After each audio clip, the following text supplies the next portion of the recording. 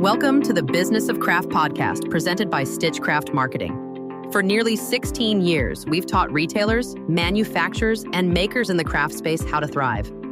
Be sure to subscribe so you don't miss an episode. And if you like what you hear, leave a review to help others find our content.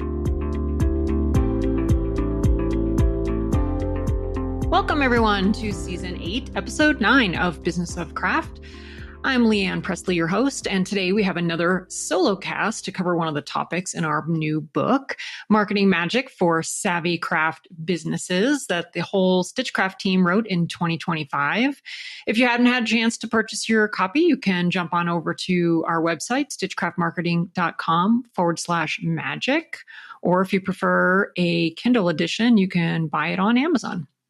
So today we're talking about a tool that's been around since the 1990s, but still packs a pretty good punch when it comes to marketing your brand. And that is, drumroll, blogging. Yep. So I know a lot of you out there are probably groaning and rolling your eyes and thinking, I hate writing, I hate blogging.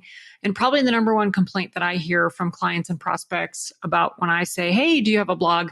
They say, well, no, nobody is reading blogs anymore. Nobody would read my blog. So why would I waste time on that? So today I have a goal of trying to convince you to reconsider blogging. And I want to assure you that blogging does not have to be overwhelming. And yes, it's super important. I would say way too many clients overlook blogging as the tool, excellent tool that it can be to drive traffic and improve your SEO. In fact, blogging is one of the most powerful spells that you can cast to build your community and grow SEO and position your business as a trusted expert, which, we all know that's what we want to do. We're always talking about that know, like, and trust funnel. So your blog is going to be more than a place for you to just dump your updates. And I would highly discourage you from thinking about it that way. I see a lot of times in my audits where a blog is more of like a newsletter update, stuff that should be going into a newsletter. It's not really being utilized as it should be. So your blog really should be the cornerstone of your online identity. And I want you to remember that a blog, here's what a blog can do for you. It can give you a new indexed page for search engines, right? We know that the algorithm favors new content on your website. So when you do updates or you add a complete new page like a blog, you're going to get points on the board with Google and Bing and all the other major search engines. It's also a chance for you to showcase your brand voice and build on that know, like, and trust funnel. So it's not just about the traffic. I want you to think about it in terms of that trust building, right? And if you're a longtime listener of Business of Craft or you've worked with Stitchcraft in any capacity, you know how much I harp on this concept, and you must get it right. You must figure out how to continually be cultivating trust with your brand. And a blog is going to be one of the tools in your toolbox that can help you do that. So we know statistically speaking that blogs are super powerful. Businesses that blog get 55% more website visitors than those that do not. And they generate 67% more leads on average. Companies that blog consistently have a 434% more indexed pages, which dramatically improves discoverability on Google. And I like to joke when people give me that retort of why they don't blog, almost all of them say, well, nobody reads my blog. And I say, yeah, well, you know what? Maybe you're right. Maybe no one is reading your blog, but you know who is? Google. Google is reading your blog. And if nothing else, you should be writing a blog for that better search results Google will reward you with that higher indexed pages by writing a blog. And I promise you, there are people that are reading your blog. We're so inundated with newsletters. I don't know about you guys, but I have tons and tons of newsletters. I feel like it's a part-time job just to manage how many emails I'm getting that I know I signed up for them. I'm sure you did too.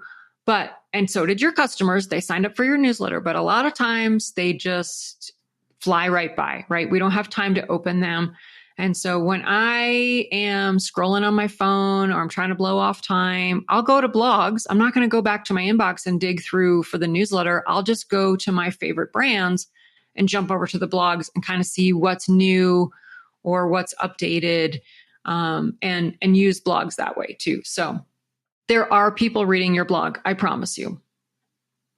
Okay, so let's talk about what goes on your blog. I've already mentioned a couple of things of what not to put on your blog. I think what I want you to take away from this is to think about it in terms of evergreen content, right? This is going to be content that never goes out of style. It's not timely. Now, I'm not saying never do that kind of content. Yeah, if you've got Kay Facet come into your store, or you've launched a brand new pattern that your shop designed, or you're doing a trunk show, whatever, yeah, you want those on your blog. You definitely want to include those because they will show up in search engines. But I want you to think about it in terms of long tail content value. This is when we say long tail, it's the stuff that lasts for years and years and years, right? So this might be something like tutorials on how to use specific tools. It could be, how to clean out your bobbin on a specific branded machine, your Bernina, for example. It could be step-by-step guides. It could be listicles of creative ideas. It could be troubleshooting articles. Evergreen content is the kind that's going to show up in search results years after it's posted. And I love to share the example of one of our clients, Thimbles Quilts. Tammy and Jane are some of our favorite folks out there. And many years ago, we wrote an article for them, for their blog, on creative ways to display quilts. And I can tell you, many years later, this blog post is still ranking in their top 10 sources of organic traffic. When we look at the back end of their analytics, still high value. And the longer that it's out there and the more that people are clicking on it, the greater that long tail value. And it just will continue again and again and again to provide traffic. At Stitchcraft, we have another blog that consistently comes up again and again. Well, I would say there's two of them. One is we do trends reports every 6 months. Always. Even trends from years in the past are still coming up in our blog years later. And then we have a couple of different articles. One of them is on the professional mode for Facebook. That's another one we wrote years ago when it first came out that people are still going back and referring to. So it's still giving us traffic years later. Your blog also will help you create community. We know from our 2023 craft retailer study, which PS, you can download free on our website, that a majority of you want to build community, but you're struggling to figure out how to do that. Well, a blog is a great way for you to nurture that community among your customer base. So unlike social media where your posts are disappearing in that endless scroll, your blog is a dedicated space. It's like a digital living room, if you will. Visitors can stay longer. They're probably willing to invest more time reading your content. They're going to explore related posts, and they can even comment or ask a question if you've got comments open. And this is where you have an opportunity to cultivate that connection and have conversations with your customers and get feedback from them. So if you can learn how to cultivate your brand voice on your blog, this is going to create a space for your readers to connect. And then they feel that sense of belonging, right? They want to be in your tribe. Hey there, everybody. It's Leanne Pressly with Stitchcraft. I just wanted to share with you a new announcement we have about a brand new community that we're launching in 2025. Crafting's always been about community. So why do less than 20% of craft business owners feel a sense of community with other owners in the craft industry? And that data point comes directly out of our research. We're so busy creating strong communities for our customers that we always forget we need the same level of support and guidance and camaraderie that we have curated for our customers. So our SCM, Stitchcraft Marketing, members only, provides an exclusive, dedicated online space for individual and group mentorship, marketing exercises, specialized courses, accountability, and encouragement to help you level up your skills as a craft business owner. The whole community is going to be guided by the marketing professionals that run Stitchcraft Marketing, who, as you know, also love crafting. We are knitters, we're crocheters, we're sewists, we're quilters, we're garment makers, and we've been there in the trenches struggling along with our clients. And so we know what you're seeking as a business owner. If you are a small craft business owner juggling all of those responsibilities to run your business, this community is absolutely for you. Each month, Members Only is going to focus on a different topic related to running an efficient craft business. We'll have coursework, classes, opportunities for personalized coaching and mentorship. So check it out. It's going to be at our website, stitchcraftmarketing.com, and you'll see the tab at the top for Members Only. Hope to see you in there. So let's go over what we use as our framework at the agency, how we write blogs, and a structure that I think that might help you. You're going to be asking the W questions, right? The who are you writing for? That's our first one. So go back to our lessons on the customer avatar from chapter 4 in our book and other podcast episodes. And there's some blogs on our website. When you know your audience, your tone and your topic, that will all be clear, right? So fundamentally, you've got to know who you're writing for.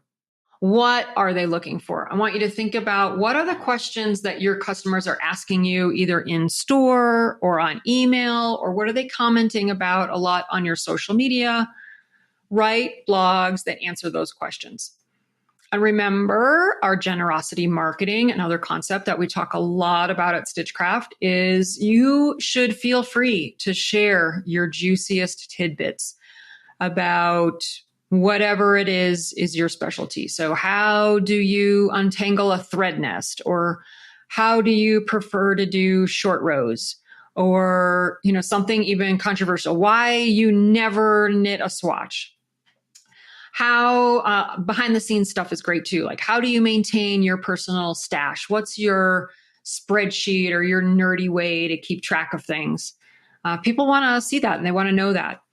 And it's a great way to find your voice for your business. The next W, when should you post? I would say you should start with just once a month. That's great. That's fine. The search engines are going to reward that kind of consistency. If you can be consistent and post every month, that's great. If you can do it more than that, fantastic. Where is the last one? Where should your blog live? Keep in mind about that SEO component that I talked about. So you want to make sure it's on your website. And when I say on your website, I mean your HTML files should be on your server to gain the most value for SEO. So not on WordPress.com, which is hosted by WordPress, not on a subdomain. Keep that traffic on your site and make your blogs easy to find. And then the last W is why. Why do people come to you? And again, let's think about your differentiator. What is something you offer that no one else can? Where is your deep expertise? What is your differentiator in the space? Answer the question, why should I buy from you versus the other shop on the other side of town? And write from that place. Bring those things to the forefront. And then lastly, let's not forget about our validated keyword list. And if you're not sure what that is, if you're like, oh, I have a little keyword list and it's in my head, it's in my mind, that's not what I'm talking about. I want you, like everything else, I want you to take this just another step deeper. I want us all to level up and create a validated keyword list. And we talk a little bit more about that in chapter 9 of our book, Marketing Magic for Savvy Craft Businesses. I go a little bit deeper into how to make a validated keyword list. And once you've got that, I want that right next to your desk when you're writing. And get those phrases into the top paragraphs, hierarchically speaking, the top of your blog for the greatest value. Okay, let's talk about the elephant in the room, which is AI. I know so many of you are thinking, oh, well, this is so easy. I'm just going to slap together something in ChatGPT. I'm going to let AI write a ton of blogs and that job's done for me. And then I can move on to other stuff. Well, I mean, I like how you're thinking that you're going to be efficient with your time. Definitely. We're always looking for ways to be more efficient. But I want to caution you. AI, absolutely. It can help you write blogs faster with less overwhelm. And I would highly recommend that you use AI for a couple of different areas. And that's going to be brainstorming ideas, generating some outlines, improving clarity after you've written. Maybe you come back and clean it up using AI tools. Or if you are savvy enough, you can even create a custom GPT, which is trained on your brand tone and past blogs. If you don't know what a custom GPT is, you can reach out to us. We'll give you some more information about that.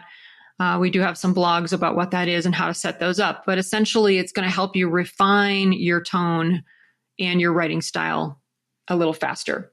And this can be a huge time saver, especially if writing is not your thing.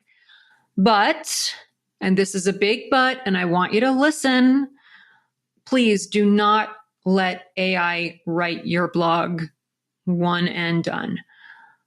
And here's a couple of reasons. I want to caution you here. I gave you all the reasons why AI is great. Here's all the reasons why you should not be leaning heavily on AI. Number one reason really is you are in a craft space. You're not in another industry. You're not in tech. You are in a maker space. You're in a creative space.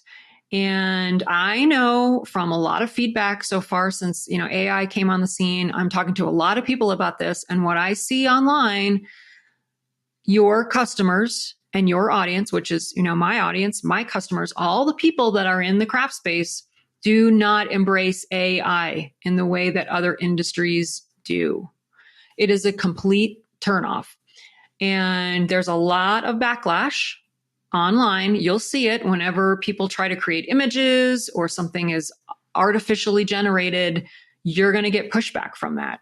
And it's going to degrade the trust that you've worked so hard to build when people see that your content is purely written by AI.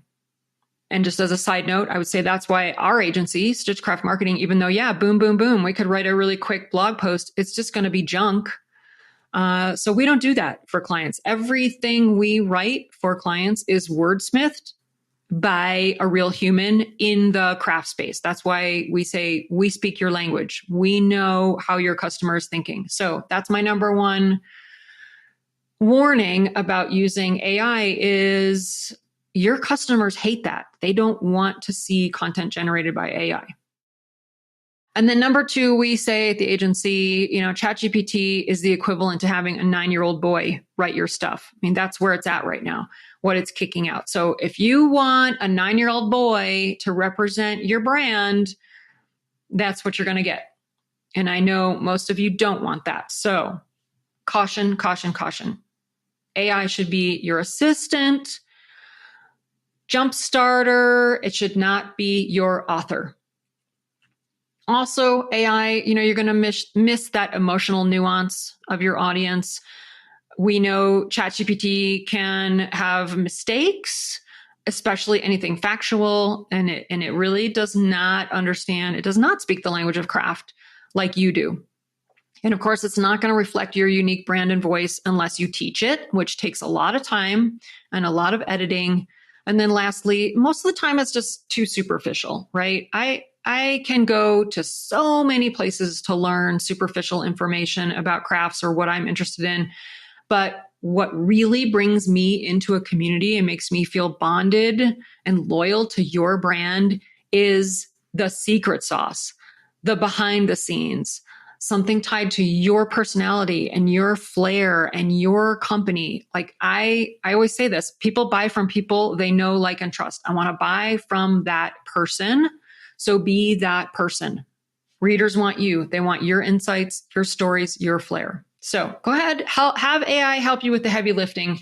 but always do that final pass and make sure it's super personal. Okay, so I've done a lot of preaching on AI. I think you get the point. Lastly, make sure when you write a blog post that you're promoting it. There's so many places that you can put it out there in the world. You can link to it through your newsletter, your Instagram stories. You can put a little image on Pinterest, which is a great place to be continually linking that content over, especially if it's evergreen content. Facebook groups, YouTube captions. I mean, everywhere in the social media universe, you can be promoting your blog. Make it part of your marketing ecosystem. All right.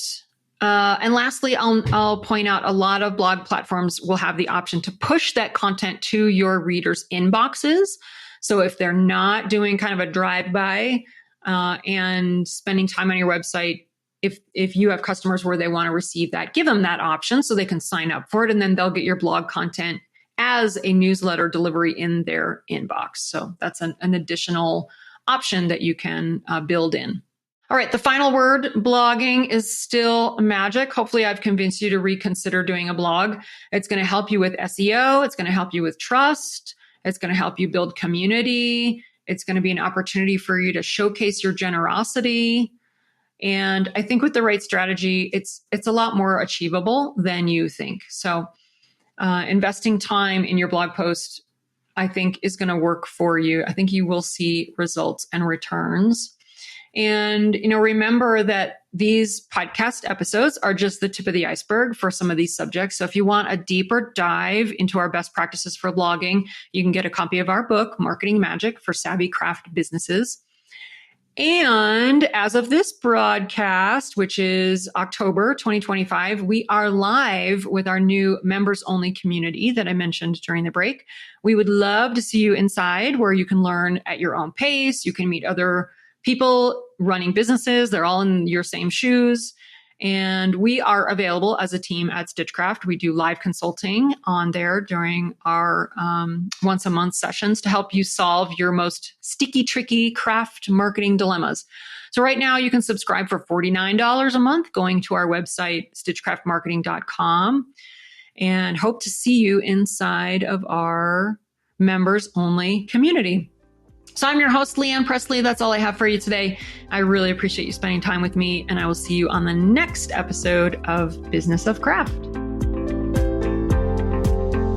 Thanks for tuning in to another episode of Business of Craft.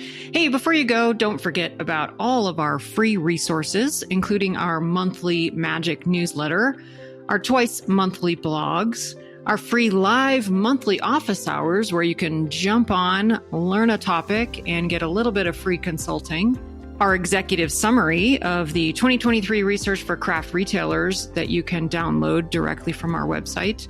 And we have a lot of tutorial videos as well as recordings of all of our past office hours on our YouTube channel.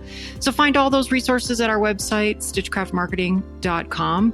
And on our website, you can also purchase a copy of our book, Marketing Magic for Savvy Craft Businesses, in Kindle, paperback, or audio format. See you next time.